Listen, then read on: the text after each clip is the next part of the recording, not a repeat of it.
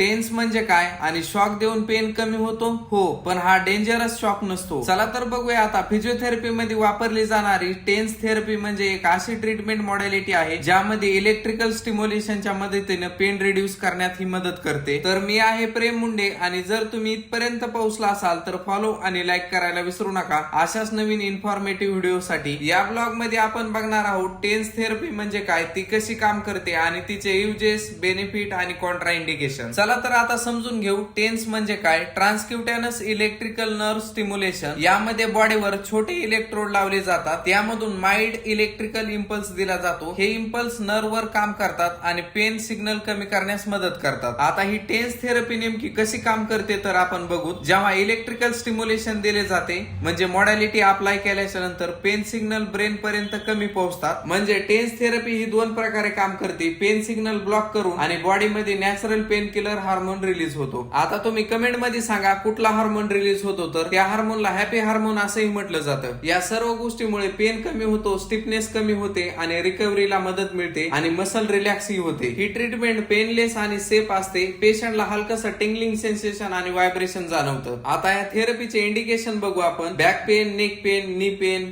Sciatica, muscle pain, sport injury, joint pain, post surgical pain, cervical pain, अशा खूप साऱ्या गोष्टीमध्ये आपण ही मॉडॅलिटी यूज करतो. आता आपण बघू टेन्स थेरपी मध्ये बेनिफिट्स काय आहेत. तर जसं मी तुम्हाला सांगितलं आहे पेन कसा कमी होतो त्याचं मेकॅनिझम, तसं पेन रिड्यूस होतो, रिलॅक्स मसल आणि इम्प्रूव्ह ब्लड सर्क्युलेशन आणि इम्प्रूव्ह फंक्शनल मुवमेंट. आणि मेन गोष्ट ही लक्षात ठेवा, ड्रग्स फ्री पेनलेस थेरपी आहे. म्हणजे ड्रग्स न घेता हे पूर्ण रिलीफ होतंय, म्हणजे नो साइड इफेक्ट आहे या सर्व गोष्टीचा. आता सर्वात महत्वाची गोष्ट ही तुम्ही लक्षात ठेवा, जर तुम्ही मेडिकल स्टुडंट असाल किंवा फ्युचर डॉक्टर असाल तर टेन्स थेरपी ही आपण कुठं अप्लाय करू शकत नाहीत. म्हणजे Contra indication, pacemaker heart patient मध्ये, प्रेग्नन्सी मध्ये आपण देऊ शकत नाहीत, एपिलेप्सी पेशंट मध्ये, स्किन इन्फेक्शन असेल, ओपन वुंड असेल तर, कॅन्सरस पेशंट मध्ये देऊ शकत नाहीत.